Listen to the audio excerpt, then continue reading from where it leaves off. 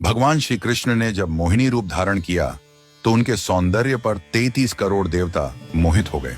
सभी देवताओं ने मन में यही कामना हुई कि ऐसी सुंदरी उनकी पत्नी बन जाए, परंतु केवल एक देवता ऐसे थे जिनके मन में मोहिनी के प्रति इस तरह का भाव नहीं आया। वे थे सूर्यदेव। सूर्यदेव ने मोहिनी रूप को देखकर मन ही मन कहा, यदि ये मेरी पुत्री बन जाए तो मेरा जीवन धन्य हो जाए। सूर्यदेव की इस भावना को समझकर भगवान श्री कृष्ण ने उनकी ओर कटाक्ष किया और संकेत किया कि उनकी इच्छा पूर्ण होगी। समय बीतने के बाद सूर्यदेव ब्रजभूमि में वृषभानु महाराज के रूप में अवतरित हुए।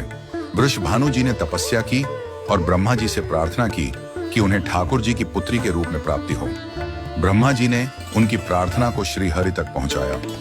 ठाकुर जी ने विचार किया कि वे नंद यशोदा और देवकी वासुदेव के यहाँ पुत्र के रूप में जन्म लेने वाले हैं, लेकिन प्रेम की स्थापना के लिए एक विशेष अवतार लेना होगा। ठाकुर जी ने अपने रूप को दर्पण में देखा और उस दर्पण में उन्हें ऐसा रूप दिखाई दिया जो स्वयं ठाकुर जी को भी मोहित कर गया। यह रूप ठाकुर जी का ही स्त्री रूप था। उन्होंने इस रूप को स्थिर किया और लक्ष्मी जी के वस्त्रों, आभूषणों और श्रृंगार सामग्री का उपयोग करके इस दिव्य स्वरूप को सजाया। जब यह स्वरूप पूर्ण हुआ तो ऐसा प्रतीत हुआ मानो सूर्य और चंद्र का एक साथ मेल हो गया हो। यह दिव्य तेज इतना अद्भुत था कि स्वयं ठाकुर जी भी नेत्र मूने को विवश हो गए। जब उन्होंने नेत्र खोले तो उनके सामने श्री राधा रानी का दिव्य स्वरूप प्रकट हुआ। श्री राधा के प्राकट्य का समय सुबह 4 बजे का था, जो ब्रह्म मुहूर्त का समय है। भगवान के अन्य अवतारों का प्राकट्य दोपहर 12 बजे या रात्रि 12 बजे होता है, परंतु राधा रानी का जन्म ब्रह्म मुहूर्त में हुआ, जो नए दिन की शुरुआत का प्रतीक है। यह इस बात का संकेत था कि प्रेम का प्रकाश संपूर्ण विश्व में फैलने वाला है। राधा रानी के अवतरण पर वृषभानु महाराज और कीर्तिदा माता के घर उत्सव मनाया गया।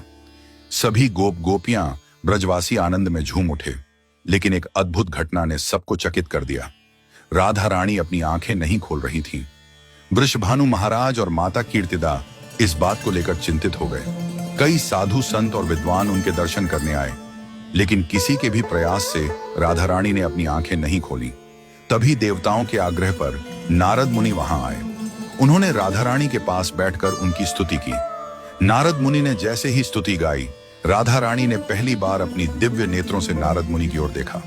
उस समय राधा रानी का स्वरूप ऐसा था मानो मृग नयनी सुंदर बालिका अपने पालने से झांक रही हो। यह दृश्य देखकर नारद जी आनंद से झूम उठे। उन्होंने अपनी वीणा और करताल बजाकर कीर्तन प्रारंभ कर दिया और गाने लगे, जय राधे जय वृंदावन वासिनी। वृषभानु महाराज यह